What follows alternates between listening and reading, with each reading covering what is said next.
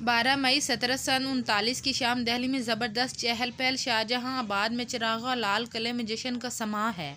गरीबों में शरबत, पान और खाना तकसीम किया जा रहा है। फ़कीरों को झोली भर भर कर रुपए अता हो रहे हैं। आज दरबार में ईरानी बादशाह नादिर शाह के सामने मुगलिया सल्तनत के 13वें ताजदार मोहम्मद शाह बैठे हैं, लेकिन इस वक्त इनके सर पर शाही ताज नहीं, क्योंकि नादिर शाह ने 2.5 माह कबल इनसे सल्तनत छीन ली थी। 56 दिन दिल्ली में रहने के बाद अब नादिर शाह के वापस ईरान लौटने का वक्त आ गया है और वह हिंदुस्तान की बाग दौड़ दोबारा से मोहम्मद शाह के हवाले करना चाहते हैं।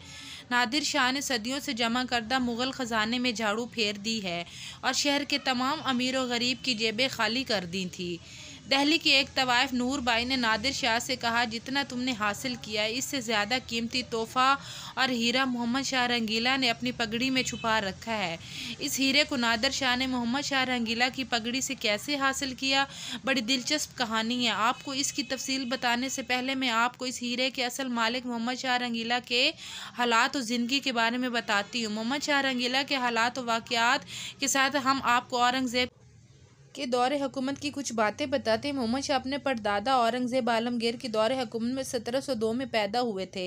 इनका पैदाइशी नाम तो रोशन अख्तर था, ताहम 29 सितंबर 1719 को बादशाह सैयद बिरादरान ने इन्हें सिर्फ 17 बरस की उम्र में सल्तनत तैमूरिया के तख्त पर बिठाने के बाद अबुल फतह नसीरुद्दीन रोशन अख्तर मोहम्मद शाह का खिताब दिया।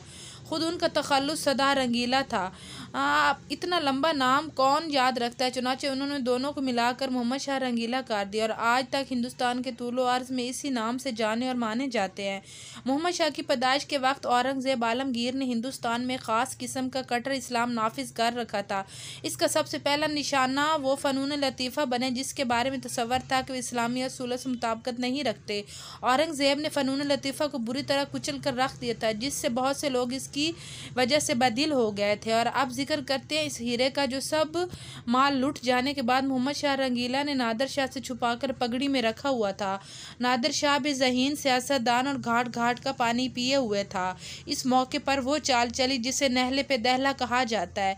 इसने मोहम्मद शाह से कहा कि ईरान में रस्म चली आती है कि भाई खुशी के मौके पर आपस में पगड़ियाँ बदल देते हैं। आज से हम भाई भाई बन गए हैं, तो क्यों ना इसी रस्म का अयादा किया जाए। मोहम्मद शाह के पास सर झुकाने के अलावा कोई चारा नहीं था। नादिर शाह ने अपनी पगड़ी उतार कर इसके सर रखी और इसकी पगड़ी अपने सर, और यूँ दुनिया का मशहूर तरीन हीरा कोह-ए-नूर हिंदुस्तान से निकल कर ईरान पहुँच गया।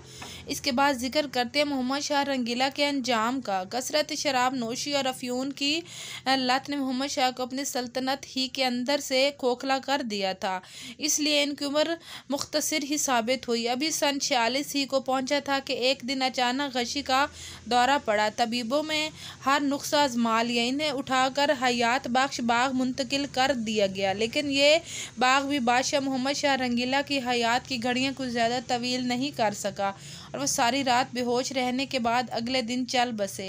इन्हें निज़ामुद्दीन औलिया के मज़ार में अमीर खुसरू के पहलू ब पहलू दफन किया गया। शायद इनके पीछे ये ख्याल कार फरमा हो कि जिस तरह अमीर खसरू के शार ने दिल्ली में कत्ले-आम रुकवाया था, इसी तरह शायद उनकी सोहबत में बादशाह को आखिरी ज़िंदगी में भी कुछ मदद फराहम हो सके। ये अप्रैल की 15 तारीख थी और साल था 1748।